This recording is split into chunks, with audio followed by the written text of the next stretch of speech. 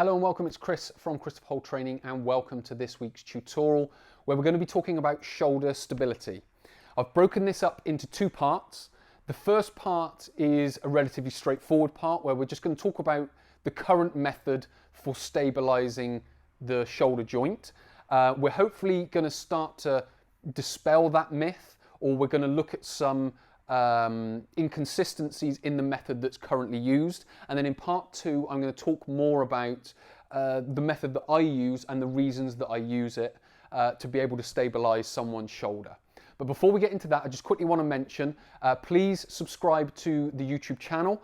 Please leave comments below if you've learned anything, if you found the information useful. It'd be great to hear any questions that you might have about it as well. Alternatively, there's a couple of links down in the description. If you click the Facebook link, you can go straight through to my Facebook page, like the page, and you can start to get more tutorials like this that I release on a weekly basis, as well as the blog and the newsletter as well. So hopefully you find it useful, and I'll speak to you in part one. In part one, I'm just going to quickly cover what we see people doing for shoulder stability at the moment. And what it is normally is it's exercises like these. So we come into this position, you may see this in the gym, or you may have been prescribed it before, and then you get this kind of external rotation of the shoulder. And then you've also got the other one, which is the internal rotation of the shoulder. Now, why is that not effective for shoulder stability? Because the rotator cuff muscles are stabilizing muscles, and what you're doing with this is you're strengthening those stabilizing muscles. Stability is more about the timing of a muscle. So when does it turn itself on? And the next two exercises in part two, we're going to be using those stabilizing muscles in a timing, balance, reaction time, and stability type of training. So we want to start moving away from strengthening, because that doesn't do anything for when the muscles turn themselves on, when they engage, and the timing of them. That will just make them stronger. So if you want to get stronger rotator cuffs, which for the most part you don't necessarily need because it will get done elsewhere, so you don't really need this exercise. If you do need to isolate it and make it stronger, then there is a validity to that. But if we are looking for shoulder stability and, in a sense, training the stability muscles for what they are for, then we need to do the following two exercises. In part two, I'm going to share with you two exercises that I use with people that want to develop or need to develop more stable shoulders. Now, they are very simple exercises and you might not feel them doing a lot, and that is in part why people use the exercises on the cable that I showed you before, is because it makes them think that they're using those muscles and they think they've accomplished something.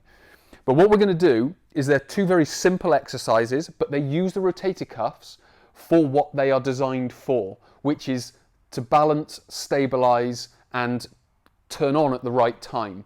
Because what we want them to do is, if we lie on the floor, I'm going to have one leg straight, one leg bent. I'm then going to come into this position on my hand, and I'm going to help lift the weight up.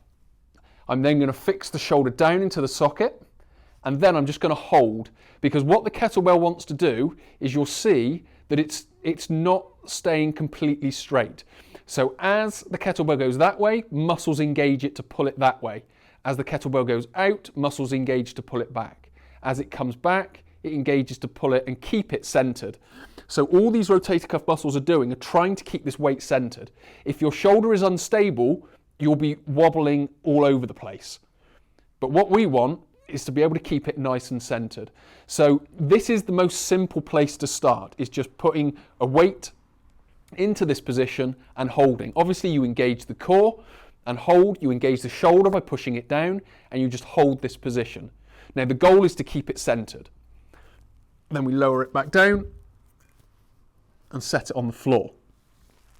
So that is the first exercise. It's the most simple exercise.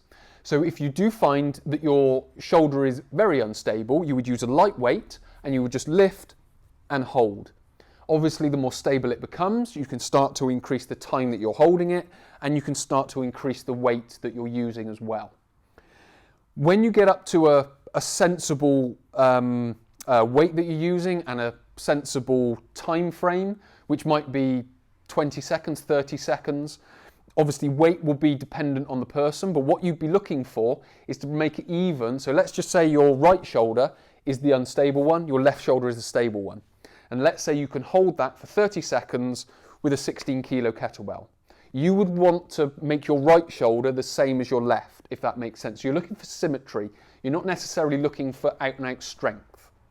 So that's what we would start with. What I'm now going to do is I'm going to take it on a step further and increase the instability of the exercise so my shoulder can increase stability.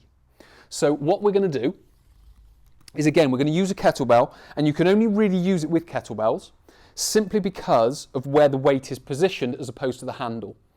When it's a dumbbell, it can work, but it's not as effective. Because what we're going to do, we're going to come up onto one knee. Now you can do this on two knees, you can do it standing, you can even do it seated.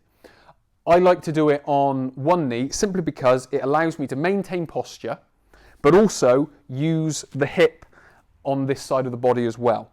So what I'm going to do is I'm going to come into this position. Now I'm going to hold my arm parallel to the floor, elbow at 90 degrees, and the kettlebell is upside down.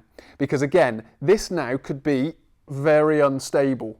But what I've got to train myself to do is hold it centered. So it's not falling to one side, it's not falling to the other side, backwards or forwards. It's holding dead center, and then I can, again, fix shoulder, fix tummy, and fix the same side on the hip, and I can hold and balance that weight, and then return it to the floor.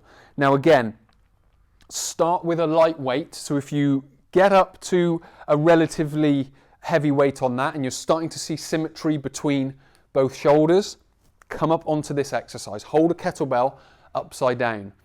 What you'll develop is you'll develop grip strength. So you'll develop these muscles down here, which will activate.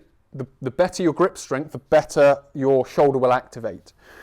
But what you'll also get is those rotator cuffs firing left, right, top, bottom, left, right, top, bottom, and they'll be firing to keep that kettlebell centered. The grip strength will help it, but it's that whole dynamic from the shoulder all the way down the forearm into the fist or into the grip that's going to be holding that there. So that is a very simple way to start building shoulder stability and moving away from the traditional type of exercise, which again is built on a bodybuilding idea, in that if we've got an unstable joint, we need to strengthen it. No, we don't. We need to stabilize it with exercises like these. There are more out there, but these are just two very simple ones to get you started. To quickly summarize what we've covered today is that we want to move away from these type of external-internal rotation exercises because that's strengthening the muscles, not allowing them to do their job and stabilize the joint. We want to start moving towards these kettlebell exercises that I showed you.